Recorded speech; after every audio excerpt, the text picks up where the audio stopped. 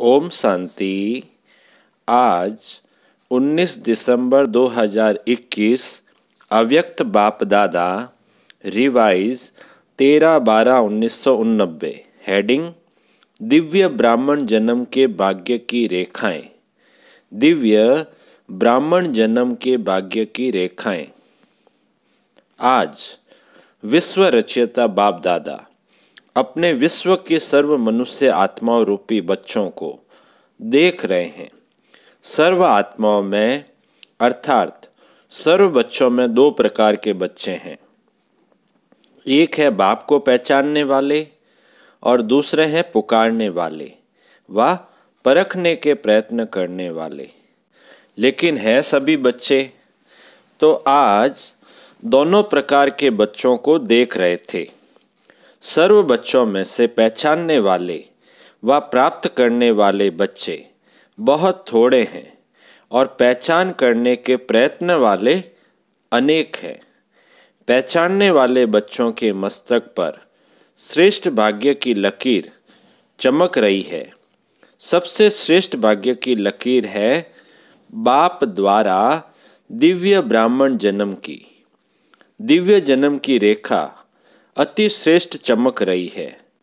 पुकारने वाले बच्चे अनजाने भी मानते यही हैं कि भगवान ने हमें रचा है, लेकिन अनजान होने के कारण दिव्य जन्म की अनुभूति नहीं कर सकते। आप भी कहते हो हमें बाप दादा ने दिव्य जन्म दिया, वह भी कहते भगवान ने रचा। भगवान ही रचता है, भगवान ही पालनहार है। लेकिन दोनों के कहने में कितना अंतर है। आप अनुभव से, नशे से, नॉलेज से कहते हो कि हमको बाप दादा माता पिता ने रचा अर्थात ब्राह्मण जन्म दिया। रचता को, जन्म को, जन्मपत्री को, दिव्य जन्म की विधि और सिद्धि सबको जानते हो। हर एक को अपना दिव्य जन्म का बर्थडे याद है ना। इस दिव्य जन्म की विशेषता कौन सी है?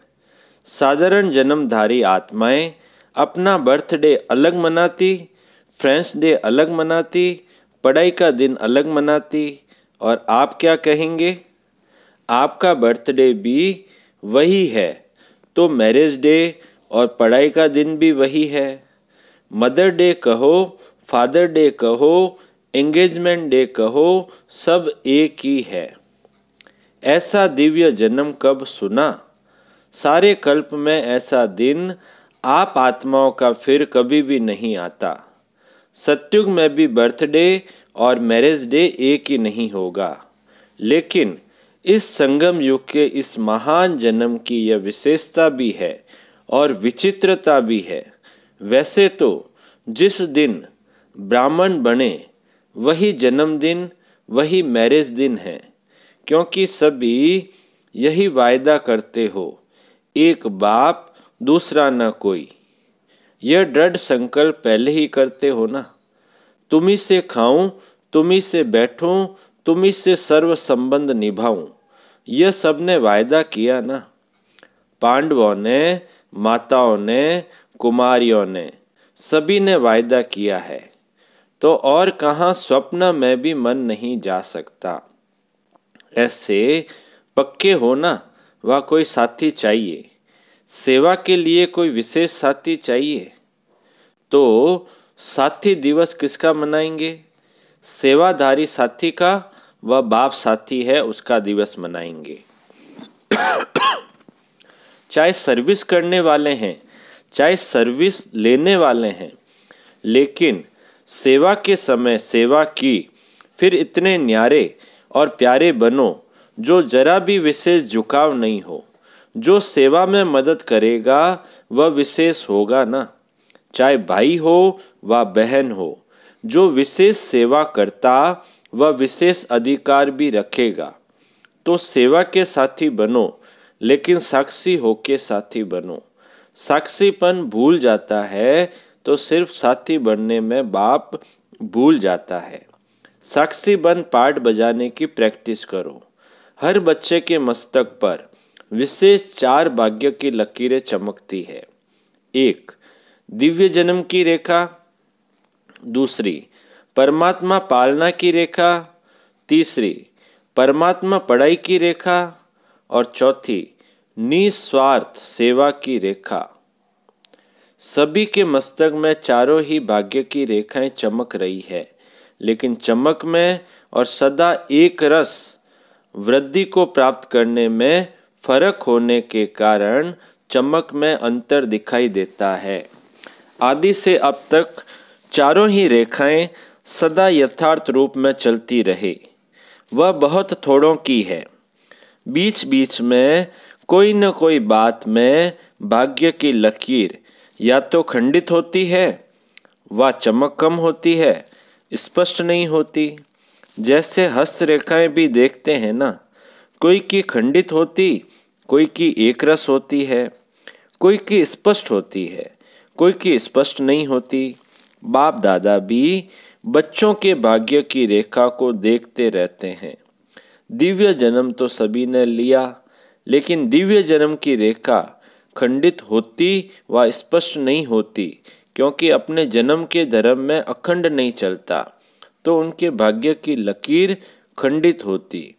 धर्म क्या है, कर्म क्या है, उसको तो जानते हो ना। ऐसे ही परमात्मा पालना में तो सभी ब्राह्मण चल रहे हो, चाहे समर्पित हो चाहे प्रवृत्ति में हो, लेकिन बाप के डायरेक्शन से चल रहे हो। प्रवृत्ति वाले क्या कहेंगे, अपना कमाया हुआ खाते हो व बाप का खाते हो। बाप का खाते हैं ना, क्योंकि अपना सब कुछ बाप को दे दिया तो बाप का ही हुआ ना। चाहे कमाते भी हो, लेकिन कमाया हुआ धन बाप के हवाले करते हो या अपने काम में लगाते हो। ट्रस्टी हो ना। ट्रस्टी का अपना कुछ नहीं रहता, गृहस्थी में अपनापन होता है। ट्रस्टी अर्थात सब बाप का है। अपने हाथ से खाना बनाते हो तो भी समझते हो ना, ब्रह्मा भोजन खा रहे हैं। पहले भोग किसको लगाते हो, बाप को अर्पण करते हो ना। बाबा पूछते हैं पहले भोग किसको लगाते हो, बाबा पूछ रहे हैं बाप को अर्पण करते हो ना। अर्पण करना अर्थात बाप का खाना। ब्रह्मा भोजन खाते हो, चाहे बच्चों के अर्थ भी लगाते हो, वह भी डायरेक्शन अनुसार लगाते हो।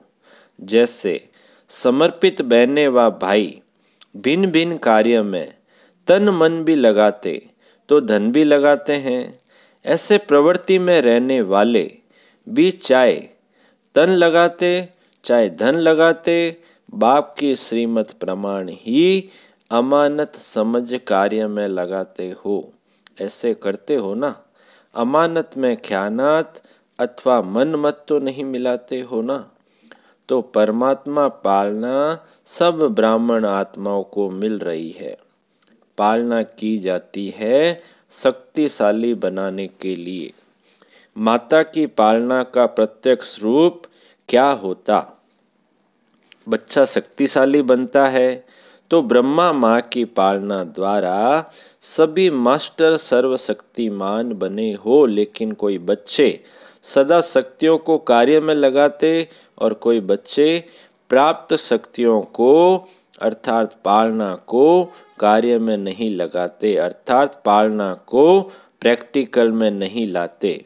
इसलिए श्रेष्ठ पालना मिलते हुए भी कमजोर रह जाते हैं और भाग्य की लकीर खंडित हो जाती है।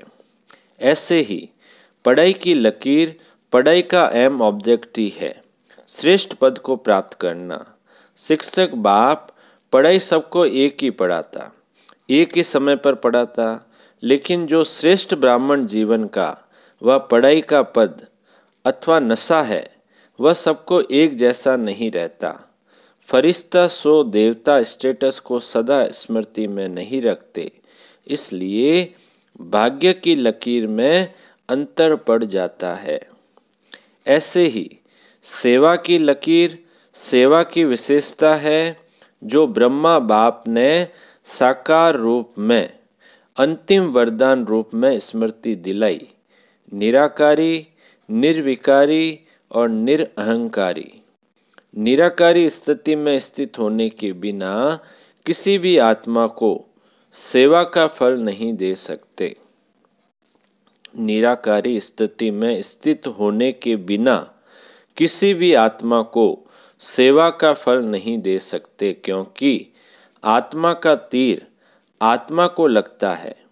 स्वयं सदा इस स्थिति में स्थित नहीं है तो जिनकी सेवा करते वह भी सदा स्मृति स्वरूप नहीं बन सकते। ऐसे ही निर्विकारी कोई भी विकार का अंश अन्य आत्मा के शूद्र वंश को परिवर्तन कर ब्राह्मण वंशी नहीं बन सकता। उस आत्मा को भी मेहनत करनी पड़ती है, इसलिए मोहब्बत का फल सदा अनुभव नहीं कर सकते। निरअहंकारी सेवा का अर्थ ही है फलस्वरूप बन झुकना। बिना निर्माण बने निर्माण अर्थात सेवा में सफलता नहीं मिल सकती। तो निराकारी, निर्विकारी, निरअहंकारी, इन तीनों वरदानों को सदा सेवा में प्रैक्टिकल में लाना, इसको कहते हैं अखंड भाग्य की रेखा। अब चारों ही भाग्य की रेखाओं को चेक करो कि अखंड है या खंडित है, स्पष्ट है या अस्पष्ट है। कोटों में कोई तो बन, बाबा कहते हैं स्पष्ट है या अस्पष्ट है। कोटों में कोई तो बन गए हैं, लेकिन बनना है कोई में भी कोई। जो कोई में कोई होगा वही अब सर्व का माननीय और भविष्य में पूजनीय बनता है। जो अखंड भाग्य के लकीरवान हैं, उनकी निशानी है, वह अब भी सर्व ब्राह्मण परिवार का प्यारा होगा। माननीय होने के कारण सर्व की दुआएं, माननीय होने के कारण सर्व की दुआएं श्रेष्ठ आत्माओं के भाग्य की लकीर को चमकाती रहती। तो अपने आप से पूछो, मैं कौन? तो सुना, आज क्या देखा? दुनिया वाले कहते हैं पालनहार है, जन्मदाता है, लेकिन जन्मदाता का परिचय ही नहीं है। और आप नशे से कह सकते हो कि जन्मदाता परमात्मा कैसे है, पालनहार परमात्मा कैसे है। ब्रह्मा माँ की पालना भी मिल रही है, ब्रह्मा माँ की पालना भी मिल रही है और बाप की श्रेष्ठ मत पर योग्य आत्माएं बन गए। बाप बच्चे को योग्य बनाता है और माँ शक्तिशाली बनाती है। दोनों अनुभव है ना? दोनों अनुभव है ना? अच्छा, गीता पाठशाला वाले ज़्यादा आए हैं। गीता पाठशाला वाले कौन हुए?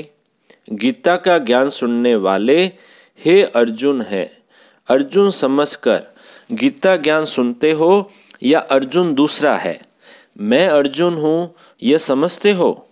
सदैव यह अनुभव करके सुनो, मैं अर्जुन हूँ, मुझे विशेष भगवान गीता का ज्ञान सुना रहा है। गीता पाठशाला वाले तो सबसे नंबर 1 निकल जाएंगे। इस विधि से सुनो तो आगे चले जाएंगे। टीचर्स को बिजी रहने के लिए गीता पाठशालाएं अच्छी है। गीता पाठशाला चक्रवर्ती भी बनाती, बिजी भी रखती, वृद्धि भी अच्छी होती है, मेहनत कम लेते हैं, मददगार ज़्यादा बनते हैं। बलिहारी तो गीता पाठशाला वालों की है ना, इसलिए गांव वाले बाप को प्यारे लगते हैं। बड़े स्थानों पर माया भी बड़े रूप की आती है, गांव वालों को माया भी गांव वाली आती है, इसलिए बहुत अच्छे हो गांव वाले। ज़्यादा संख्या कहाँ की है? बाबा पूछ रहे हैं ज़्यादा संख्या कहाँ की है? लेकिन अभी तो सभी मधुबन निवासी हो, लेकिन अभी तो सभी मधुबन निवासी हो। सभी टीचर्स की परमानेंट एड्रेस कौन सी है? मधुबन है ना। वह दुकान है या घर है? ज़्यादा क्या याद रहता है, घर या दुकान? कोई कोई को दुकान ज़्यादा याद रहती है। सोएंगे तो भी दुकान याद आएगी। आप लोग जहाँ चाहो बुद्धि को स्थित कर सकते हो। सेवा केंद्र पर रहते भी मधुबन निवासी बन सकते और मधुबन में रहते भी सेवादारी बन सकते हो। यह अभ्यास है ना। सेकंड में सोचा और स्थित हुआ। यह है टीचर्स के स्थिति की विशेषता। बुद्धि भी समर्पित है ना, या सिर्फ सेवा के लिए समर्पित हो। समर्पित बुद्धि अर्थात जहाँ चाहे जब चाहे वहाँ स्थित हो जाए, यह विशेषता की निशानी है। बुद्धि सहित समर्पित ऐसे हो ना, या बुद्धि से आदि समर्पित है और शरीर से सारी है। कोई कोई टीचर्स भी कहती है योग में बैठते हैं।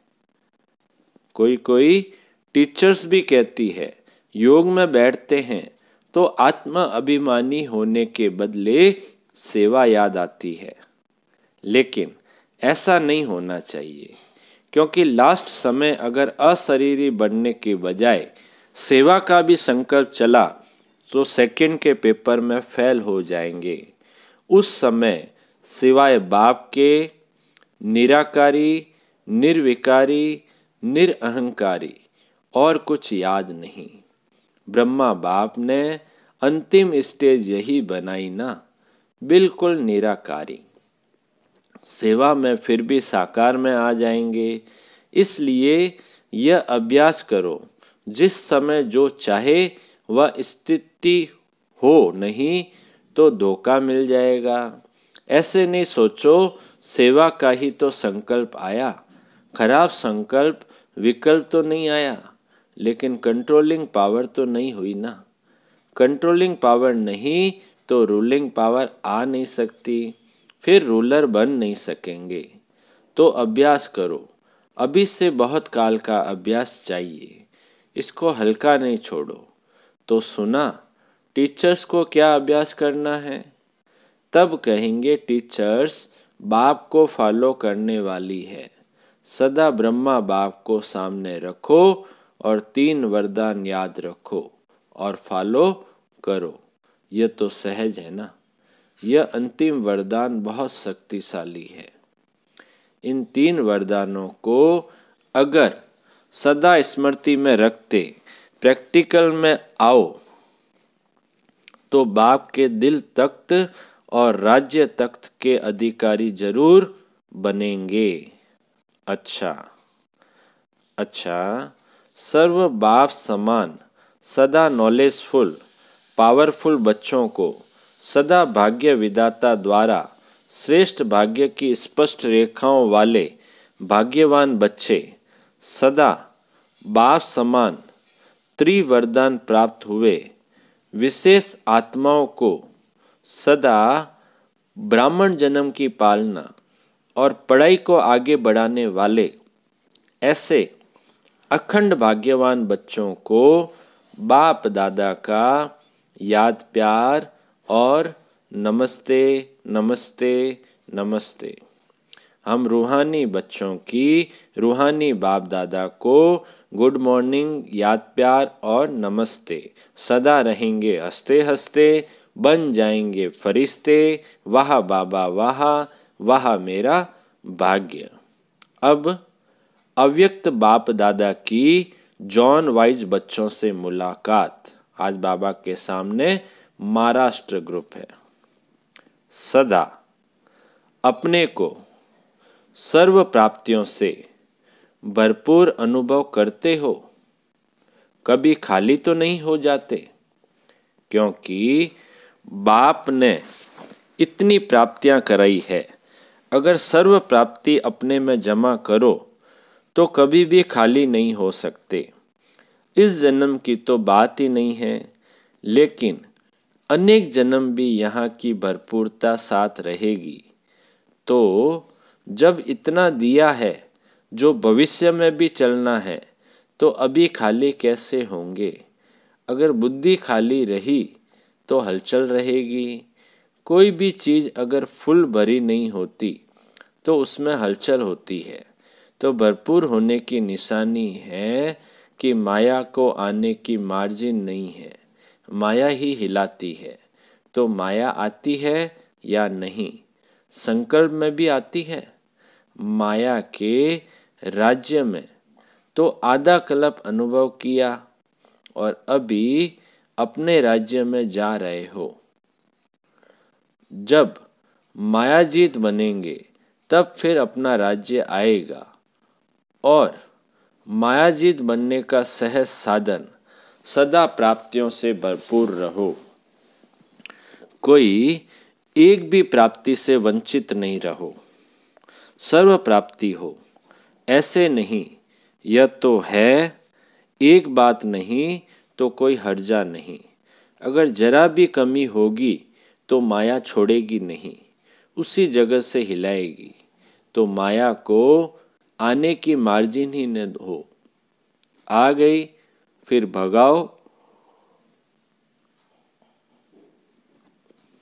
भगाओ तो उसमें टाइम जाता है।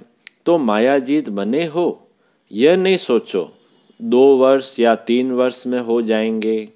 ब्राह्मणों के लिए स्लोगन है, अब नहीं तो कभी नहीं। अब समय की रफ्तार के प्रमाण कोई भी समय कुछ भी हो सकता है, इसलिए तीव्र पुरुषार्थी बनो।